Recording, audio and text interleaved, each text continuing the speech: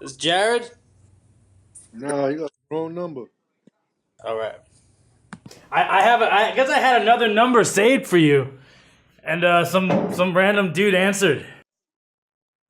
That's kind of funny because you were like texting my phone and you're like, "What's your number?" And I was like, "This is the one you're texting." I was like, I feel so dumb. I'm like, but I have two numbers. I'm like, and the iPhone doesn't really tell you which number you're texting. Oh, okay. All right. Yeah. What's going on? Nothing much. Welcome to the Thug Jitsu Master and Squid Show. How you doing, man? I'm doing all right. I'm sitting outside my gym. About to. My session starts at 5 I got strength and conditioning, so that's about it. Where are you right now? Because I know you're out in front of your gym, but what city are you in? Because you look bundled up, man. I don't know where you're from. I'm in Astoria, Queens. Oh man, you're in New York. I'm sorry. I actually love this weather, man. It makes Jared me, loves New York. tough. It's like it makes you tough. Like all you guys in the warm weather states are soft, you know. Oh, hold on. I'm from the Bahamas, so I'm separate from all of that. I just don't deal with cold. He just called you soft. You called me soft. Now we're gonna have to fight. You want to fight? You want to fight Nomad? And then we fight. I have to win because you can't just go beating up old people. Yeah, That's not cool. You're actually legit, so you probably give me a run for my money, you know. You know what he said? He said, "You're actually legit. Like you're actually." Thanks. I appreciate that. So how's training camp going?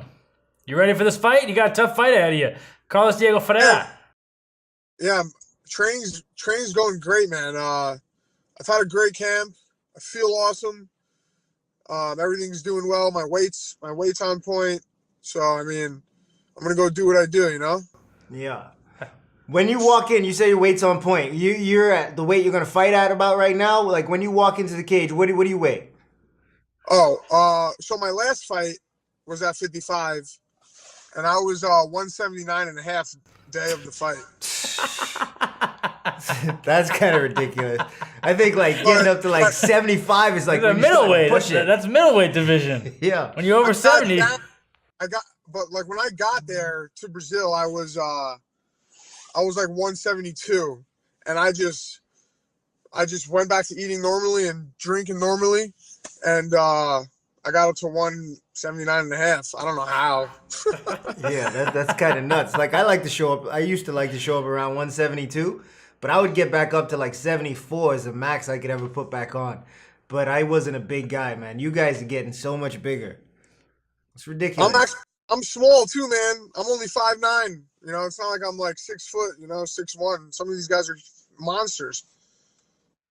Do you do the whole bath thing that everyone does? Do you do the bath for the weight cut? When I was at 45, I had to do the bath a lot more. This last one, I only did 1.5 pounds in the bath. I did the rest just, working out and mitts and jumping rope and running.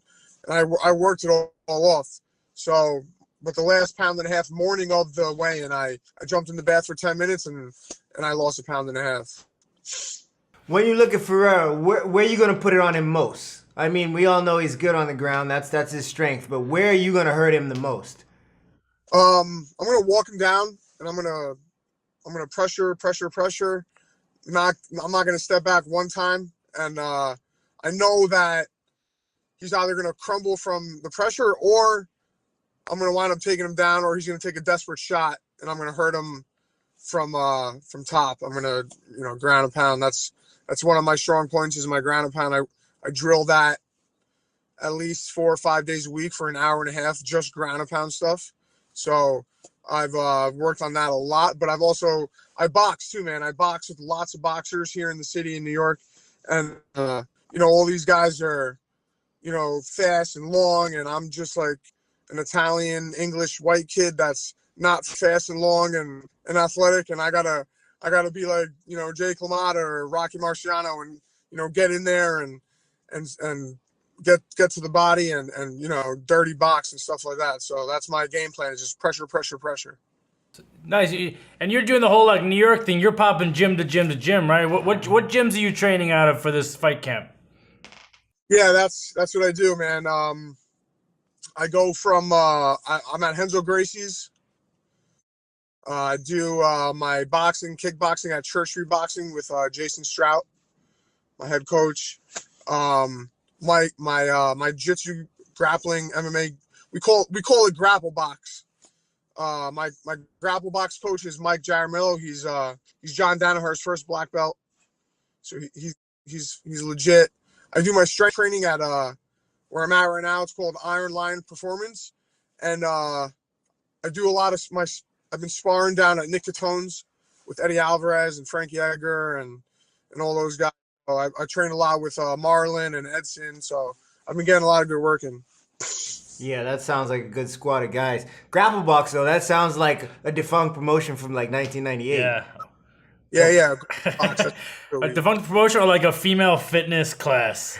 You know, like I've been taking grapple box. Yeah. You should get a bunch of girls to do some like videos for grapple box, and then everybody thinks you're like some pussy, and then you just go out there and smash people. Yeah, I'm just a little headset.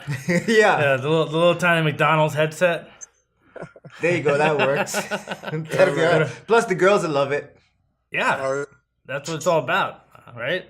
That's why you fight. You fight to get It's chicks. the only reason I do this is for girls. Because there ain't no money in it.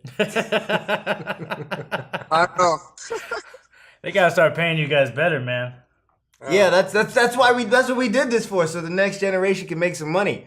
So you need to start making some noise, Jared. Start getting paid. Oh, I have like no doubt that I will be the UFC champion. It's not if, it's when. And like time just has to elapse before that's set in stone. It's really not if, it's when. Like I have no doubt that I'll get there and that I will be the champion. I will be Dana's next star, and as corny as that might sound, that's just the way it's gonna be. Like I'm gonna go in there, I'm gonna hurt these guys, I'm gonna pressure all of them, and they're gonna fold, man. So to bring up making money and become a champion, can you catch us up on what happened in that fight promotion that you won that tournament? And they like there's not a lot of like internet news about what happened with you and that promotion. Yeah, so I mean, I went down to Mexico. I fought in a 16-man tournament. I was a late replacement. I only had 2 pro fights at the time. It was 8 Americans versus 8 Mexicans. And I fought 4 times in a month. The last fight was 5 5-minute rounds. And, man, I beat the shit out of everyone. I had the least amount of fights out of all these guys. I was fighting guys with 20 fights, 30 fights. And I just went in there and I crushed everyone, man. And so I'm not really exactly sure who was backing it, like money-wise. Probably some sort of illegal organization in Mexico. And they Cartels.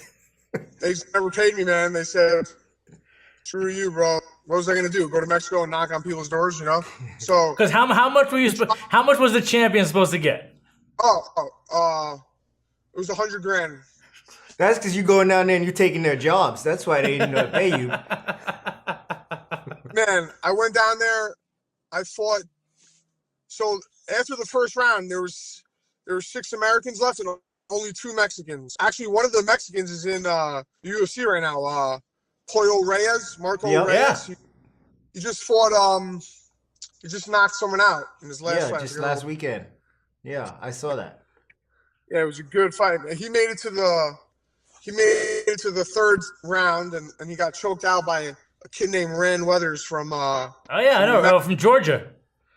Yeah, Rand's Georgia, good. Yeah, but trains in New Mexico or whatever. And so I made it to the kid that beat Rand. I fought in the final. I whipped his ass. He was Mexican, and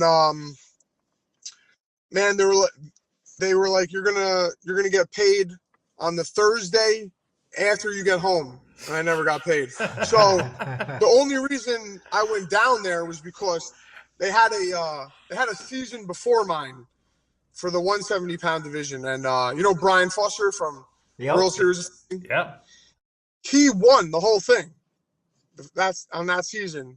And so I contacted him. I never spoke to the guy before, but I had contacted him through Facebook, and I asked him, I was like, hey, did you get paid for this? And he said, yeah. The Thursday after I got home, the money was in my account. So when I got down there and I made it to the last round, I was like, oh, so just curious, like, when am I going to get paid when I win this whole thing? And they said to me, they were like, the Thursday when you get home. And I was like, oh shit, so I'm really going to get paid, because that's what Brian said, Yeah. And I never got paid. It's like that movie Semi-Pro and Will Ferrell when that guy hits that full court shot and he gives him the big check and he's like, no, you gotta take that to the big check. Have you taken it to the big check bank? It's like That's what I got too. They gave me a big check that said $100,000 on it. You gotta take it to the big bank, Jared. The big bank. They take the big checks. Everyone kept saying that to me. You should have brought the check to try to deposit that, but put it under the teller window. There you go. Put it in the ATM. So I got screwed. I actually hired a lawyer, and I spent $5,000 on a lawyer, and he was like, he did everything he could, man, and he was like, look, I could keep working, but I'm gonna have to charge you more money, and I just don't see you getting anything out of this. So I don't want you to throw more money away than you already have. So what was I gonna do? You got a belt though? Yeah, I got a belt. Who the fuck cares? It's sitting in my closet. Since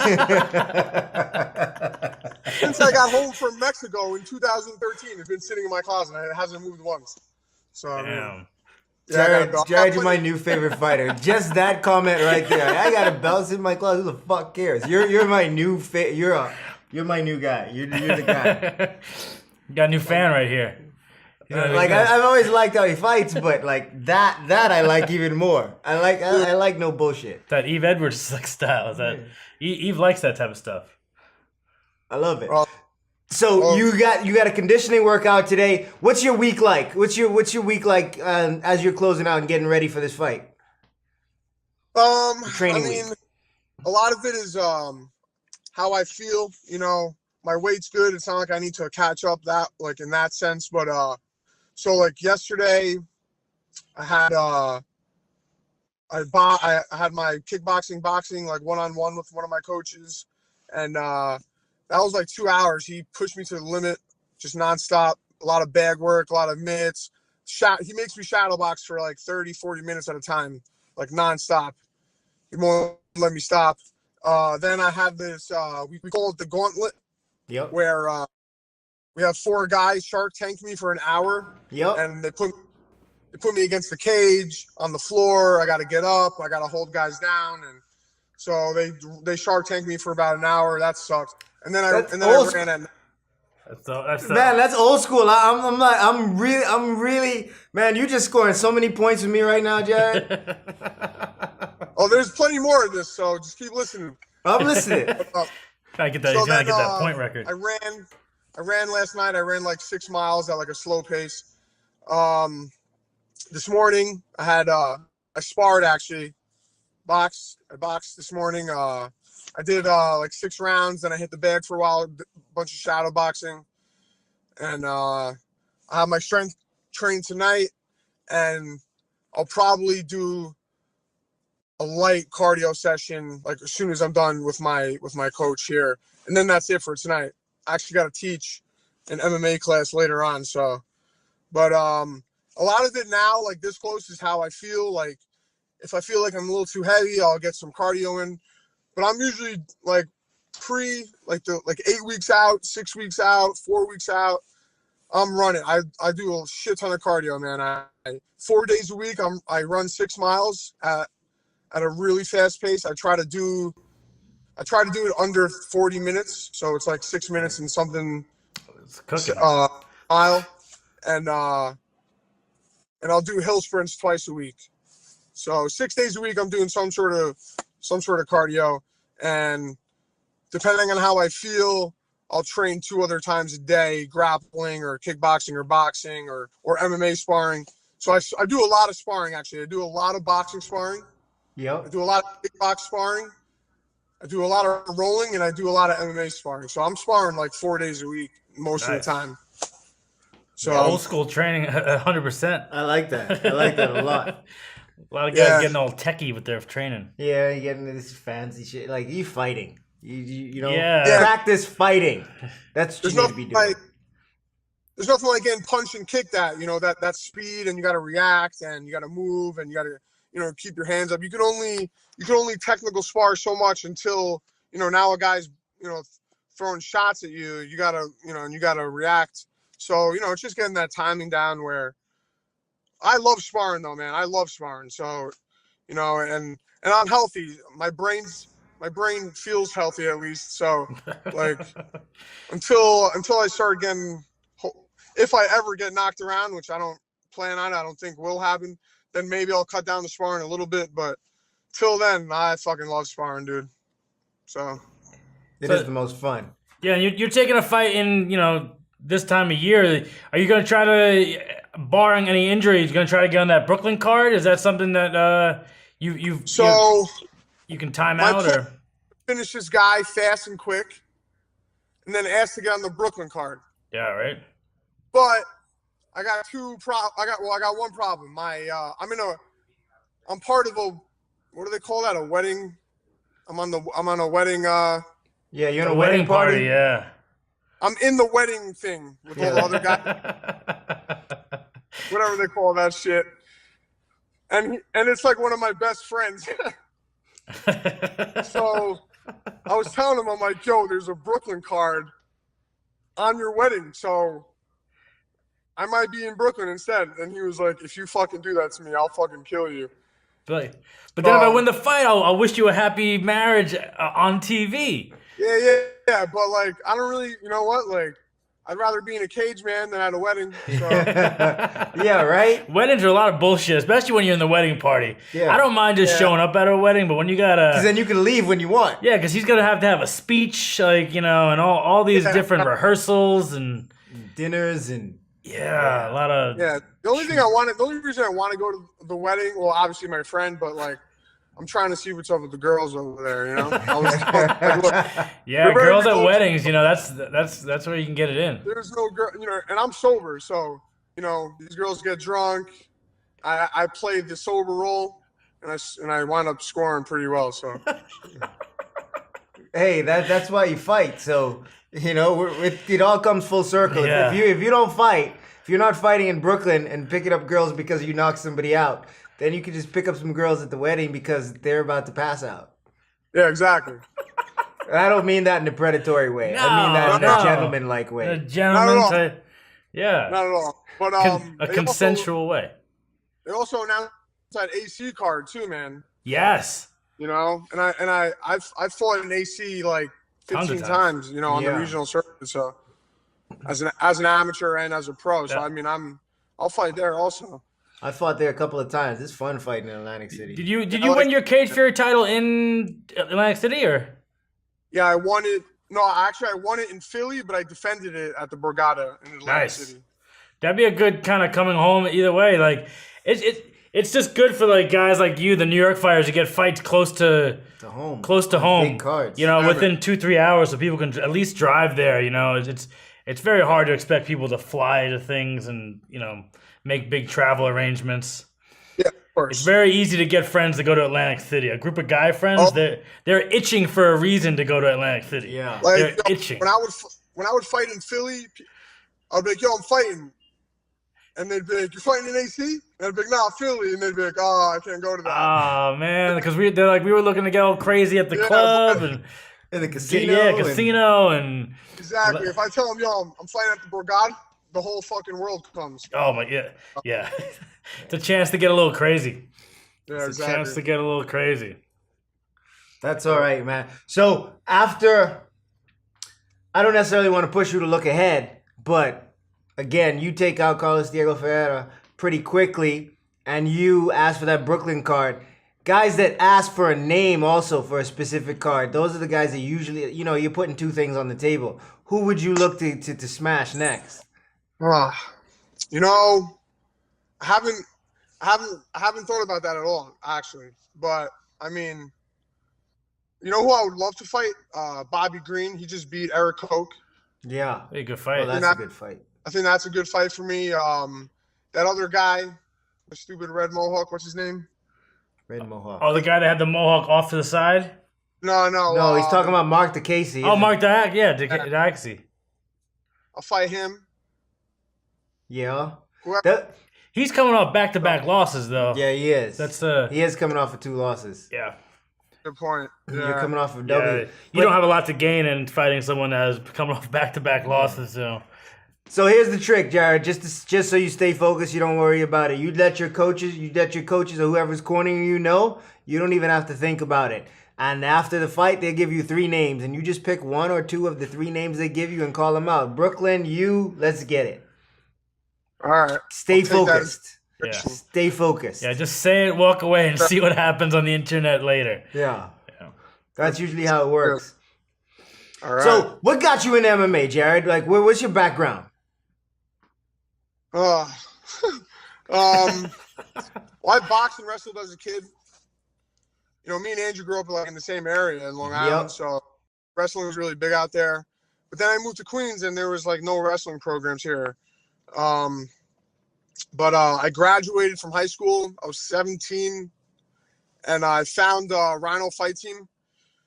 Andrew used to train there with me here in Queens, and I had my first amateur fight in 4 months. I mean, I started training. 4 months later, I had my first amateur fight. So I started fighting, and I fell in love, man. And that was it. My grandfather was a pro boxer. My grandmother's cousin is Jake LaMotta. So I grew up like loving fighting, loving boxing, and UFC was huge at the time. 2007, it started to like really blow up. The Ultimate Fighter, all that was going on, and that was it, man. I had my first amateur fight. At first, I thought it was just going to be like a bucket list type of thing, like I'll scratch off my bucket list. And I fell in love, and that was it. I was hooked. Nice. You had a big amateur career, right? How many amateur fights did you have? I only had 8 fights, man. Eight fights, yeah. It wasn't that big. Only had 8 amateur fights. I was 6-2. I fought one kid 3 times. I beat him 2 out of 3. And then in my last fight, I was sniffing OxyContin and cocaine like the day of the fight. And I lost a split decision. But I did fight that kid as a pro. My second pro fight, and I knocked him out. So You I think you avenged lost all my- because you didn't do enough cocaine, or because you did cocaine? Or because you didn't do cocaine with John Jones. I think it just hindered my abilities a little bit. But so I mean, I was 8-2. I was 6-2. I was 2-time amateur champion, and then I went pro when I was in 2011 when I was 22. Man, so you got a good backstory, good background. I like how you fight. You go down to Mexico and you just take dudes on. You don't care. Like you built yourself up to earn your way into the UFC, and I like that. I like that because there's a lot of these guys nowadays that kind of get coddled and kind of get guided. So you get the thug. This is something new I'm gonna do. So you Okay. get the Thug Jitsu stamp of approval.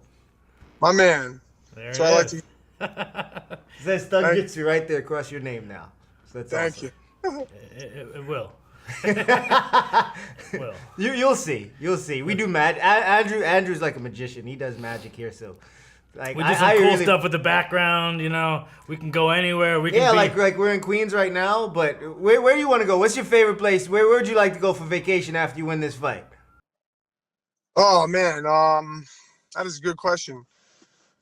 I really want to go to Japan. Nice. That's Nice. a big destination for me that I want to really want to do Asia, man. You go. I've been to Europe, I've been to South America, so I'm ready for Asia. All right. Well, we're gonna take you to Japan. So, how you like it? Oh, nice. Oh, it's really nice here. It's just exactly what I thought it was This going to is be. nice. It's beautiful, isn't it? Nice. It is Can I really get, can I nice. get more yeah. sake, miss? Thank you. Konnichiwa. Konnichiwa, bitches. I'll be right here. Nah, but Jared, man, I'm really looking forward to your fight, man. I enjoy watching you fight, but I'm gonna enjoy it more now that I got a little bit of insight into who you are and I get to know you a bit. Andrew talks about you and Brian a lot, Kelleher. So Yeah. it's real fun for me to get to meet you guys, and it's gonna be almost even more fun watching your fights. And again, with you getting that Thug Jitsu stamp of approval, you about to kill somebody, bro. Well, that's all I needed then, man. Thank you so much. Well, good luck, Jared. Or, you know, I don't want to hold you up from training. I feel like you probably, you know, got to go train and, you know, get that fitness on. You know, because the girls love that too. Yeah. I guess it. Gotta stay fit, player. All right, man. Well, you go ahead and you get prepared for this war you about to get into, and win and smash when you get out there, man. We'll be sitting here. If we're doing a fight party, we're definitely gonna be rooting for you during the fight party. And if we're not doing a fight party, we're still rooting for you, brother. Thank you. I appreciate it. Thanks so much for having me Good on. luck, Jared. All Stay right, bro. real. Take care, dude. Bye. Mr. Jared Gordon. Good fun little interview. Good fun little interview. Getting started. Getting started with like just look at you just giving stamps of approval. Stamps of away. approval now. These dudes that are hardcore, they just Shit has progressed. want to fight. I love that. I don't want these guys. I don't like these guys who are like, oh, I only want this fight. I want this fight. No, I want to fight. I like it. That's how you do it. Well, we'll be back with more New York fighters after the break with Brian Boom Kelleher, the fighter / Instagram story rapper. Uh-oh. Damn. We're about to drop some bars.